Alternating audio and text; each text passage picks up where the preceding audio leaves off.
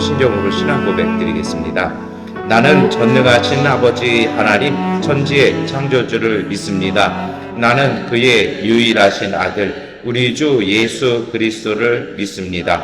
그는 성령으로 잉태되어 동정녀 마리아에게서 나시고 본디오 빌라도에게 고난을 받아 십자가에 못 박혀 죽으시고 장사된 지 사흘 만에 죽은 자 가운데서 다시 살아나셨으며 하늘에 오르시어 전능하신 아버지 하나님 우편에 앉아 계시다가 거기로부터 살아있는 자와 죽은 자를 심판하러 오십니다. 나는 성령을 믿으며 거룩한 공교회와 성도의 교제와 죄를 용서받는 것과 몸의 부활과 영생을 믿습니다. 아멘.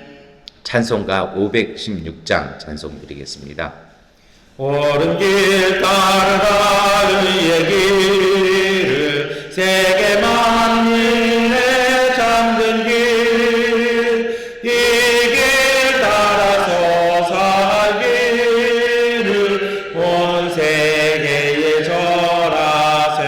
절하세 만 백성이 나갈 길 얻은 밤 지나고 동튼다 와라 미워라 저리 주 예수의 나라 이 땅에 보도됐네 오됐네 주 예수 따르라 승리의 주 세계 만민이 나아갈 길과 진리요 참 생명 내 창검을 부수고 다 따르라와 평화 얻은 밤 지나고 동튼다 바람 비보아라 저리 주 예수의 나라 이 땅에 보도됐네 오됐네 놀라운 이 소식 알리어라 세계 만민을 구하려 내 주 예수를 보내신 참 사랑의 하나님 만 백성이 따르길 얻은 밤 지나고 동튼다 바람 비보아라 저리 주 예수의 나라 이 땅에 보도됐네 오겠네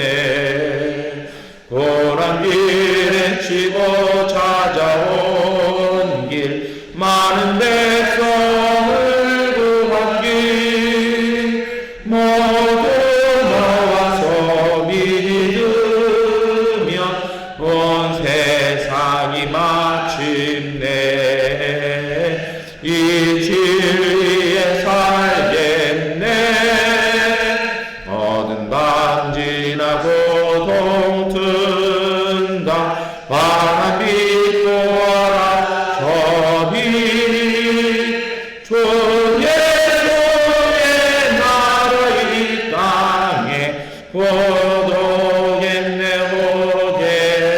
오겠네 아멘. 로마서 8장 28절부터 30절까지 말씀 세번역번 성경으로 함께 읽겠습니다. 하나님은 사랑하는 사람들 곧 하나님의 뜻대로 부르심을 받은 사람들에게는 모든 일이 서로 협력해서 선을 이룬다는 것을 우리는 압니다.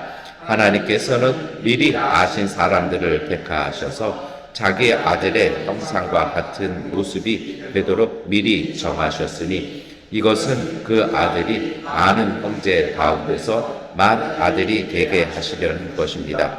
그리하여 하나님께서는 이미 정하신 사람들을 부르시고 또한 부르신 사람들을 의롭게 하시고 의롭게 하신 사람들을 또한 영화롭게 하셨습니다. 아멘.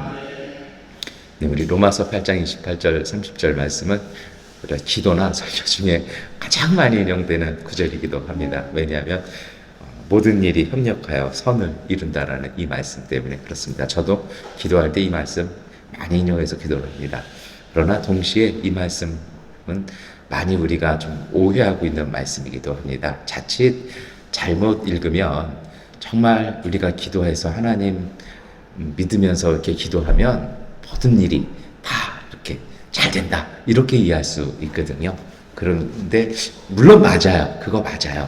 그런데 여기에는 한 가지 꼭 기억하셔야 할 것이 있습니다. 그것은 오토매틱은 아니라는 겁니다. 제가 자주 쓰는 예화 중에 하나가 문은 가까이 가야 열린다고요. 그렇잖아요. 자동문이 거기 멀리서 저 문 열리면 나 들어가겠다. 절대 그 문 안 열리거나 혹시 열릴 때도 있어요. 왜냐하면 딴 사람이 지나가면 열리죠. 그러면 그 옆에 쏙 끼어서 이렇게 지나갈 수는 있어요. 근데 저는 이게 사도 바울이 얘기하는 부끄러운 구원 아닌가라고 생각을 합니다. 정말 그 문 열고 싶으면요. 그 앞에 가서 서야 그 문은 열리죠. 아니면요. 뭐 그게 자동문 아니면 내가 열 수 없는 문이면 그 문 앞에 서서 두들겨야 열릴 거 아니에요. 그런데 멀리서 누구 좀 안 지나가나? 지나갈 수 없죠. 물론 그 문은 지나갈 수도 있을 거예요. 그런데 그 다음 분은 어떻게 하려고요? 문이라는 게 빨리 지나가도록 돼 있는 게 문이에요. 문이 목적지는 아니잖아요. 근데 목적지는커녕 그 입구에 서서 많이 바라보면서 누가 해주지 않나, 누가 하면 나 좀 따라가면 되는데 그 문은 절대 열리지 않습니다. 그리고 그 순간 그 문이 목적지가 되지 정말 본인이 가야 할 길은 걸어갈 수 없을 것입니다. 이 말씀은 어떻게 그러면 이해해야 할까요? 오토매틱이라는 게 그렇거든요. 그냥 가만히 있으면 다 하나님이 알아서 착착착. 절대 그런 일은 없습니다. 왜냐하면 그것이 하나님의 사랑입니다. 몇 주 전에 제 새벽에 그런 말씀을 드렸습니다. 하나님께서는 오늘 우리의 숙제를 대신해 주시지 않습니다. 미얀마의 부잣집 자녀들이 여기서 뭐 부자들이니까 좋은 학교 많이 다니죠. 잘 다니죠. 이 나라에 또 예전에 좋은 혜택이 있었습니다. 최대 빈국으로 스스로 자청해서 지원이 됐기 때문에 혜택이 있습니다. 미얀마 패스포트를 가지고 미얀마에서 졸업한 학교 증명서를 가지면 정말 전 세계 유수한 대학에서 일정 비율 안에서는 무시험으로 받아주고 장학금도 줬습니다. 왜 그러냐면 그게 유엔에서 제공하는 혜택이기 때문에 그렇죠. 근데 대다수의 학생들이 그 학교에 진학을 해서 정말 그 기라성 같은 학교들이 있잖아요. 1년을 채 넘기지 못하고 대부분 돌아옵니다. 왜 그럴까요? 미얀마 부잣집에 이렇게 보면 저희도 저희 아이들 있을 때 그 친구들 이렇게 보면 집마다 과목마다 과외 선생님이 따로 있고 이 과외 선생님이 공부를 가르쳐 주는 게 아니라 얘는 공부 안 하고 그 선생님이 숙제를 대신해 주고 있는 거죠. 근데 뭐 미국 가고 영국 가고 카나다 갔는데 프랑스 갔는데 거기에 그런 과외 선생님이 어디 있어요? 그쪽엔 절대 선생님이 숙제 안 해주죠. 대신 돕죠. 그러다 보니 거기에서 쫓아갈 수 있을까요? 사실 우리 한국도 마찬가지입니다. 한국에서 정말 뭐 열심히 공부해서 뭐 서울대 졸업한 학생들이 대학원 가면 대부분 1년에서 2년 이상은 휴학하려고 합니다. 왜 그러냐면 독서량을 따라가지 못해요. 한국에서 제목만 들었던 제가 주일에도 말씀드렸던 뭐 신라권, 유토피아 이런 책들은 대부분 고등학교 영문학 시간에 다 떼는 책들입니다. 심지어 그런 책들을 라틴어로 읽고 오는 학생들이 뭐 예일 들어가고 뭐 그렇게 들어가는 거죠. 그래서 스티븐 잡스가 다녔던 단과대학이 하나 있습니다. 그 학교 합격하면 학부모들에게 합격 통지서 대신에 날라오는 것이 오디세이 일리어드가 날라옵니다. 학교에서 책을 선물해 주는 거죠. 왜 날라오는지 아십니까? 부모님들한테 우리 학교 오려면 이것을 그리스어로 이 정도는 읽고 들어와야 하니 남은 기간에 그리스어 배워서 다 읽고 들어오라는 얘기죠. 그러니까 스스로 공부를 해서 책도 읽어놓고 들어와야 되는데 한국 학생들이 언제 그럴 틈이 있어요? 학원 다니느냐고 못 쫓아가는 겁니다. 여러분, 하나님은 오늘 우리에게 숙제를 대신해 주진 않습니다. 다만 도와주시죠. 그런데 오늘 이 말씀을 우리 한국식으로 읽으면 그냥 하나님 믿으면 알아서 착착착 네, 절대 그러지는 않습니다. 오늘 말씀은 그런 의미도 맞습니다. 그런데 그것만 그렇게 보셔서는 안 됩니다. 좀 가끔 말씀을 드립니다만 성경은 전부 전체를 훑어보면서 그 문맥의 흐름을 따라 읽으셔야 합니다. 그래서 말씀을 정확하게 읽어나가는 정독도 좋지만 통독도 귀합니다. 왜냐하면 통독은 그 흐름을 꿰뚫어 볼 수 있는 시간이기 때문입니다. 그러면 이 말씀 어떻게 이해해야 할까요? 로마서 8장의 주제는 성령입니다. 성령과 생명입니다. 로마서 6장, 7장은 사도 바울이 고뇌합니다. 정말 죄 속에 그리고 죽음 속에 아무리 노력해도 내 삶이 온전하지 못하다라는 그런 고백들이 있죠. 그래서 정말 우리 한국식 표현으로 그런 거 있잖아요. 오고 통제라. 똑같은 표현이 나오죠. 나는 공고한 사람입니다. 아무리 선을 해가고 싶어도 내가 행하는 것을 돌아보면 죄밖에 죽음밖에 없습니다. 누가 나를 이 사망의 법에서 구원해 주겠습니까? 라고 얘기합니다. 그러다 로마서 8장에 와서 1절서부터 그가 성령을 고백하면서 성령을 통해서 본인이 새로워졌고 내 속에 있는 공로, 내 속에 있는 어떤 삶의 자세 모습들이 아니라 내 속에서 역사하시는 성령을 통해서 내가 새롭게 살아가고 있음을 고백하는 것이죠. 그래서 우리가 읽었던 이 말씀 앞에 있는 로마서 8장 9절과 10절은 이렇게 고백을 합니다. 그러나 하나님의 영이 여러분 안에 살아 계시면 여러분은 육신 안에 있지 않고 성령 안에 있습니다. 누구든지 그리스도의 영이 없으면 그리스도의 사람이 아닙니다. 또한 그리스도께서 여러분 안에 살아 계시면 여러분의 몸은 죄 때문에 죽은 것이지만 영은 의 때문에 생명을 얻습니다. 그래서 여러분 하나님의 성령 안에 살아가는 사람들한테 그리스도의 생명이 주어지고 우리는 그 생명을 살아간다 얘기합니다. 그러면 이러한 생각을 가지고 로마서 8장 28절부터 30절을 다시 보아야 합니다. 오늘 28절 말씀 우리가 함께 읽겠습니다. 하나님을 사랑하는 사람들, 곧 하나님의 뜻대로 부르심을 받은 사람들에게는 모든 일이 서로 협력해서 선을 이룬다는 것을 우리는 압니다. 아멘. 정말 중요한 말씀이잖아요. 그런데 여러분, 모든 일이 협력해서 선을 이루어가는 사람들은 어떤 사람들입니까? 28절에 반드시 나오죠. 누구입니까? 하나님을 사랑하는 사람들입니다. 그리고 그 하나님을 사랑하는 사람들이 누구였습니까? 사도 바울은 친절하게 다시 설명합니다. 하나님의 뜻대로 부르심을 받은 사람들이라는 것입니다. 그럼 이 사람들이, 이런 사람들이 협력해서 선을 이룬다는 거죠. 그럼 이런 사람은 어떤 사람들일까요? 그 앞에 쭉 해왔던 얘기 됩니다. 그것이 무엇입니까? 제가 말씀드렸던 로마서 8장 9절과 10절 말씀이죠. 어떤 사람들입니까? 성령을 통해서 정말 하나님이 주시는 생명을 지니고 사는 사람들이라는 것입니다. 여러분, 제가 고등학교 때 저는 참 인생에 귀했던 게 제 삶에 영향을 주신 목사님이 중학교 1학년 2학기 때 만나서 그분하고 고등학교 3학년 1학기까지의 시간을 신앙생활을 같이 했습니다. 책을 보고 싶으면 그 목사님 사택에 목사님 그 공부하는 방에 가면 정말 읽고 싶은 책은 거기 다 있었어요. 읽고 나면 이분이 독서 지도까지 하셔서 이 책 읽었으니 다음에 이 책 읽어봐라, 이 책 읽어봐라. 때로는 이렇게 물어도 보시고 답답한 거 이렇게 여쭤보면 설명도 해주시고요. 그런데 이 목사님이 저희한테 고등학교 2학년 때 평생 기억에서 지워지지 않는 설교를 딱 한 번 하신 적이 있습니다. 나이가 들수록 그 설교는 계속 새로워지는 것 같아요. 어떤 내용이었냐면 크리스마스 이브 때 촛불 예배를 이렇게 예장 통합에서는 드립니다.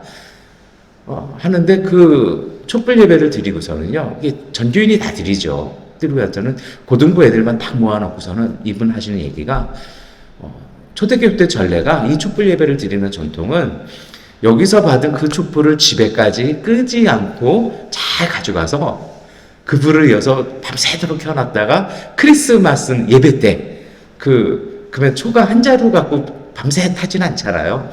그거를 그대로 갖고 오면 내가 선물을 줘봐. 애들이 난리가 났죠.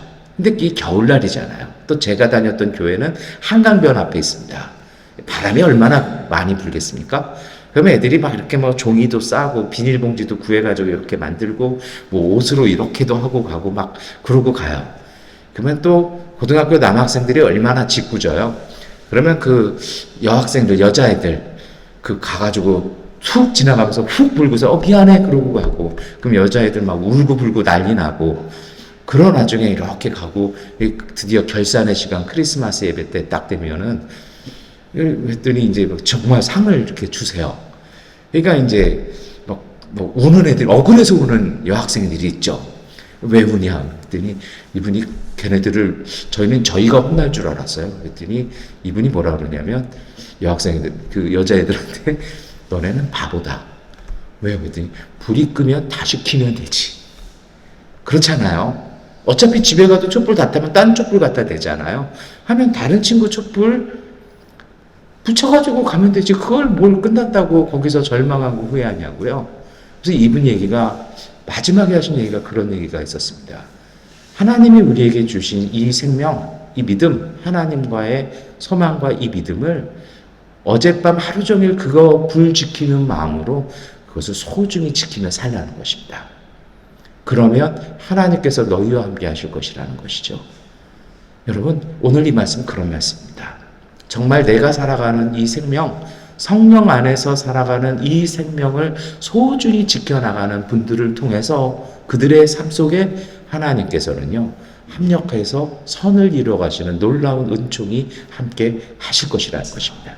이것이 그렇기 때문에 오토매틱이 아니라고 말씀을 드린 것입니다. 여러분, 이러한 삶을 살아가시는 분들이 왜 그런 능력이 있을까요? 그것은 이것입니다. 바로 29절 말씀이죠. 우리가 함께 읽겠습니다. 하나님께서는 미리 아신 사람들을 택하셔서 자기 아들의 형상과 같은 모습이 되도록 미리 정하셨으니, 이것은 그 아들이 많은 형제 가운데서 만 아들이 되게 하시려는 것입니다. 아멘. 사도 바울이 말을 되게 어렵게 하는 경향이 조금은 있습니다. 이 무슨 뜻입니까? 오늘 우리를 하나님의 자녀로 삼아 주신다라는 말씀이죠. 정말 성령 안에서 주시는 생명을 소중히 품고 그 생명 지키며 살아가는, 그 생명 품고 살아가는 사람들을 하나님의 자녀 되게 하셨습니다. 그럼 오늘 우리에게 뭐가 있을까요? 예수님이 하셨던 모든 권세와 능력이 오늘 우리에게도 있다는 것입니다. 죽음을 생명으로 바꾸고요, 눈물을 기쁨으로 바꾸는, 그리고 죽음을 영생으로 바꾸는 능력이 오늘 우리 안에 하나님의 은총과 선물로 주어져 있다는 것입니다.